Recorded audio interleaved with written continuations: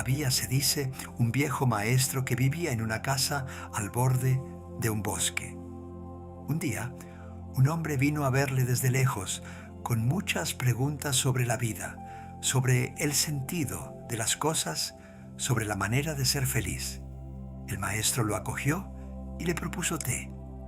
Comenzó a verter en la taza de su visitante y siguió vertiendo incluso cuando la taza estuvo llena, incluso cuando el té desbordó sobre la mesa, sobre el suelo, por todas partes.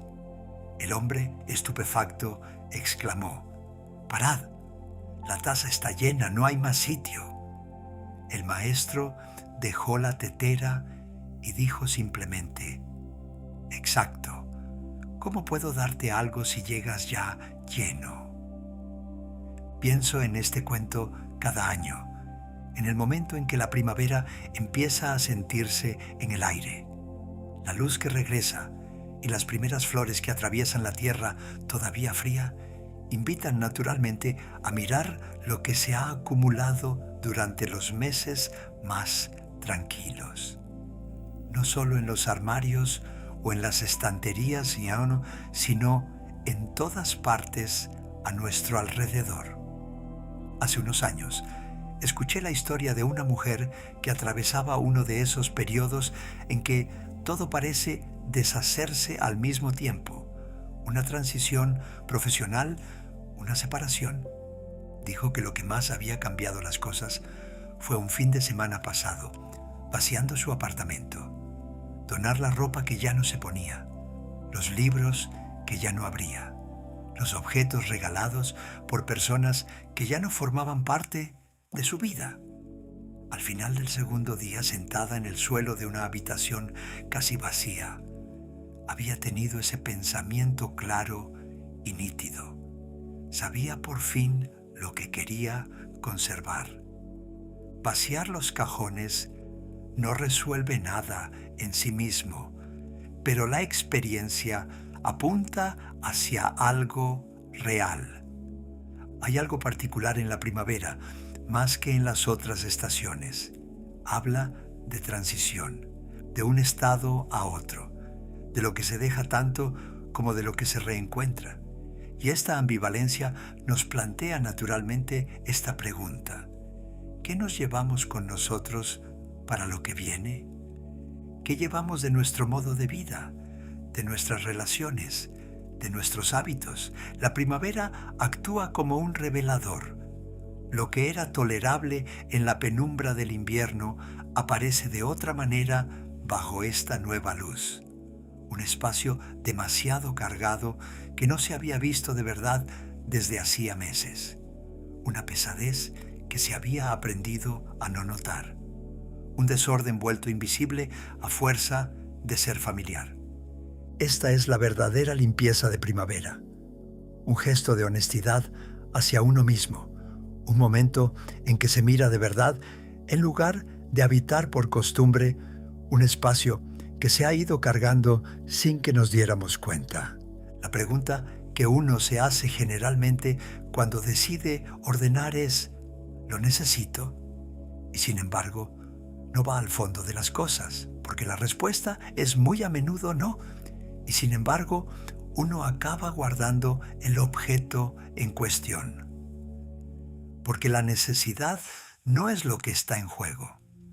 Lo que está realmente en juego es el vínculo que nos une al objeto.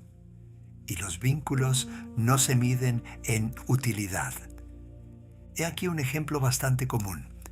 Una conocida me contaba que había guardado durante años una chaqueta que ya no se ponía. Había pertenecido a una amiga cercana con quien había perdido el contacto. Esa chaqueta no la abrigaba. Ocupaba sitio en un armario y ocupaba sitio en su cabeza, de una manera ligera pero constante. Cada vez que abría ese armario, la chaqueta estaba ahí. No pensaba realmente en ella, pero estaba ahí. El día en que se decidió a donarla, se sorprendió de la simplicidad de lo que sintió. Ninguna tristeza particular, ningún alivio excesivo, solo una ligereza tranquila. como si hubiera devuelto algo al lugar donde debía ir. Y me dijo algo que no había anticipado. No es porque se guarde un objeto que se honra lo que representa. A veces es lo contrario. Lo que es difícil en el proceso de ordenar no es reconocer aquello de lo que claramente no se necesita. Eso en general se sabe bastante rápido. Lo que es difícil es la zona gris de los objetos ambiguos, aquellos sobre los que se duda, guardarlos o soltarlos, aquellos a los que uno sigue de alguna manera apegado. Ciertos objetos, cuando se toman en las manos, nos remiten a un recuerdo preciso, un libro del que uno recuerda exactamente el momento en que lo leyó y al que sabe que volverá, una prenda que se lleva de verdad, con placer, que forma parte de quien uno es ahora, un regalo que lleva la huella de una relación que continúa, de un vínculo que no ha perdido su calidez. Y luego están los que despiertan no un recuerdo, sino una vaga culpa. Debería usarlo. Me costó caro. Sería una pena. Se ofendería si lo supiera.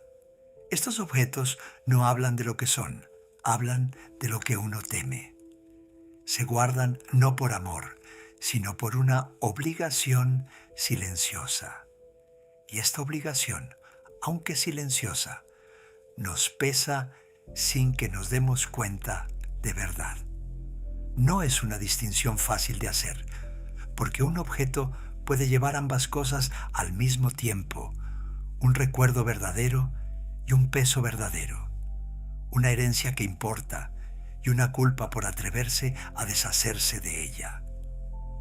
En estos casos la pregunta no es cortar brutalmente, es preguntarse honestamente, si este objeto no hubiera costado lo que costó, si nadie supiera que lo tengo, ¿lo guardaría? Y si la respuesta es no, entonces lo que se guarda no es el objeto, es el miedo a la mirada ajena o la dificultad de dejar ir lo que tuvo valor. Eso ya es más claro y ya es más manejable. La verdadera pregunta no es ¿quiero guardarlo? Porque siempre se quiere guardar, por defecto es más sencillo. La verdadera pregunta es ¿qué siento cuando lo tengo entre las manos? ¿Hay vida ahí dentro o solo hay peso? Lao Tzu propone varias imágenes que ayudan a pensar las cosas de otra manera. 30 radios convergen hacia un mismo cubo y es el vacío en el centro el que permite que la rueda gire. La arcilla se modela para hacer una vasija y es el hueco interior el que le permite contener. Se abren puertas y ventanas en una casa y es ese vacío el que la hace habitable. No es una invitación al despojamiento, a deshacerse de todo lo que se posee, nada de eso. Es una observación sobre la manera en que las cosas funcionan realmente. La rueda no necesita estar vacía, necesita que su centro esté libre. Es diferente. Lo que debe quedarse, puede quedarse. Lo que debe irse, debe poder irse. Y si todo se retiene con la misma fuerza, nada puede girar de verdad. Quizás ya habéis vivido esto. Entrar en una habitación demasiado cargada, donde cada superficie está cubierta, donde cada rincón está ocupado. Uno no sabe dónde posar los ojos. La atención es solicitada por todas partes. Nada se distingue del conjunto. Y luego entrar en una habitación donde hay espacio, una habitación que respira. No es la misma sensación en el cuerpo. El espacio transforma lo que queda y le da una presencia que no tenía antes. La primavera opera exactamente así. Durante meses el paisaje es denso, cerrado sobre sí mismo. Luego el frío se retira, la pesadez del aire cambia. Los primeros brotes no necesitan mucho, pero necesitan espacio. Sin él no atraviesan la tierra para florecer al aire libre. Cada objeto que se posee tiene un peso que no es solo físico. Están los objetos que se aman de verdad, que nos nutren cuando los miramos o los usamos. Y luego están los otros. Y creo que sabéis exactamente de qué estoy hablando.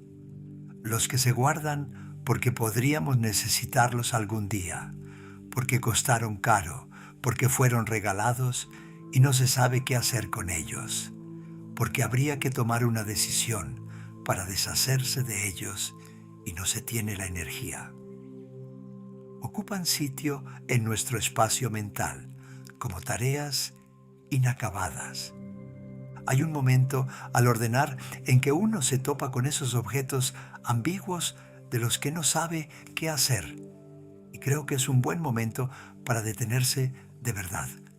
No para decidir inmediatamente, sino para observar lo que ocurre dentro de uno. Porque la respuesta está a menudo ya ahí, en el cuerpo, antes de estar en la cabeza. Un peso, una ligereza, un placer de reencontrar o un alivio imaginado ante la idea de dejar ir. A veces se descubre que lo que se creía guardar por afecto se guardaba en realidad por culpa, o que lo que se creía guardar por costumbre se guardaba porque todavía está unido a algo esencial. El proceso de ordenar se convierte entonces en menos un ejercicio de organización que una conversación con uno mismo sobre lo que sigue importando y sobre lo que ha cambiado. Hay también otra categoría, menos evidente, sobre la que quisiera detenerme. Son los objetos que representan una versión futura de uno mismo. El material deportivo que no se usa pero que se guarda, porque este año de verdad que voy a ponerme con ello. Los libros sobre temas que uno querría dominar algún día. La ropa que espera a que se recupere una silueta de hace 10 años. Estos objetos están cargados de esperanza y es difícil dejarlos ir porque parece como abandonar una ambición, traicionar algo que se quería ser. Pero hay una distinción entre una ambición viva y un fantasma de ambición. Una ambición viva va acompañada de energía, de pequeños pasos, de un deseo real aunque intermitente. Un fantasma de ambición, en cambio, no produce más que culpa. La culpa de no haber empezado, de no haber continuado, de haber cambiado de dirección. Y los objetos que lo representan no nos empujan hacia adelante, nos anclan en la distancia entre lo que se quería ser y lo que se es. Dejarlos ir no significa renunciar a mejorar o a evolucionar. Significa simplemente dejar de juzgarse por una versión de uno mismo que no existe. Y a veces, paradójicamente, es este gesto el que libera espacio, no solo en el armario, sino en la energía que ya no se invierte en sentirse en retraso respecto a uno mismo. Estas decisiones no pueden tomarse con precipitación. Requieren un poco de tiempo, un poco de silencio y la voluntad de mirar honestamente lo que se encuentra. Sin juicio, solo honestidad. Hay un concepto en el taoísmo, pu, que se traduce a veces como madera sin tallar o piedra en bruto. La imagen es la de un trozo de madera antes de que se le haya dado forma. Lo que me llama la atención de esta imagen es que no dice que la madera sin tallar es superior a la madera esculpida. La escultura tiene su lugar, la forma tiene su valor.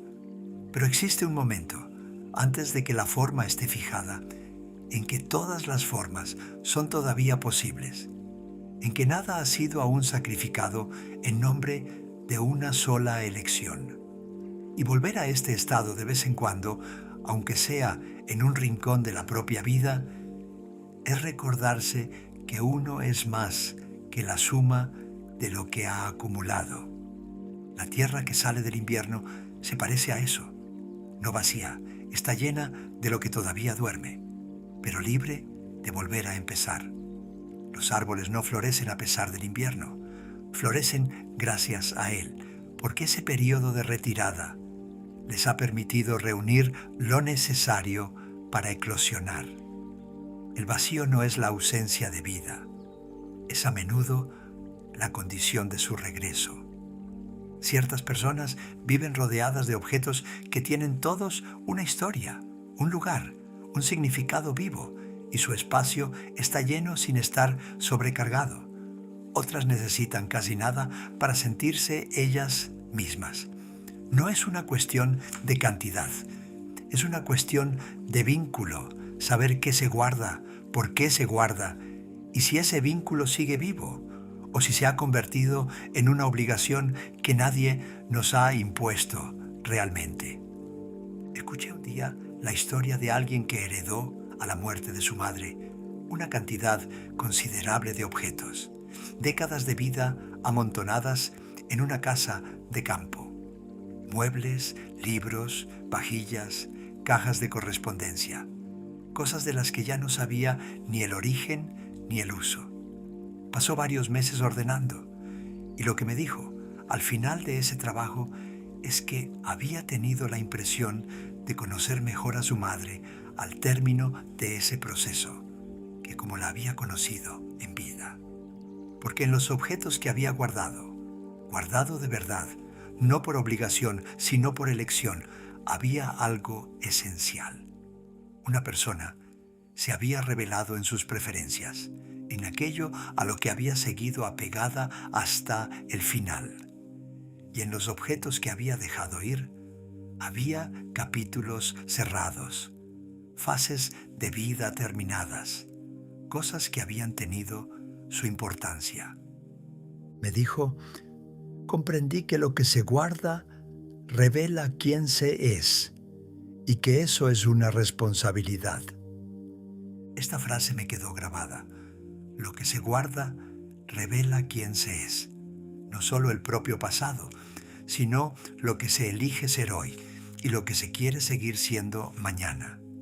Y hacer esta elección conscientemente, incluso para las pequeñas cosas, incluso para una prenda o una pila de revistas, es de alguna manera recordarse a uno mismo que se elige, que no se es solo el producto de lo que se ha ido depositando alrededor por defecto, por pereza o por costumbre.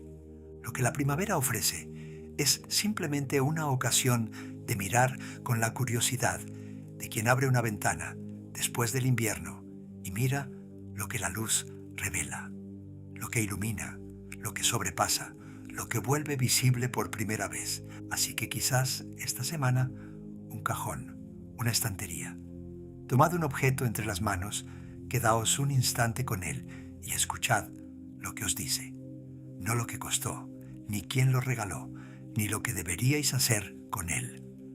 Lo que os dice ahora a vosotros en vuestra vida de hoy. Si la respuesta es viva, guardadlo. Si la respuesta es silencio o peso, quizás está listo para ir a otro lugar.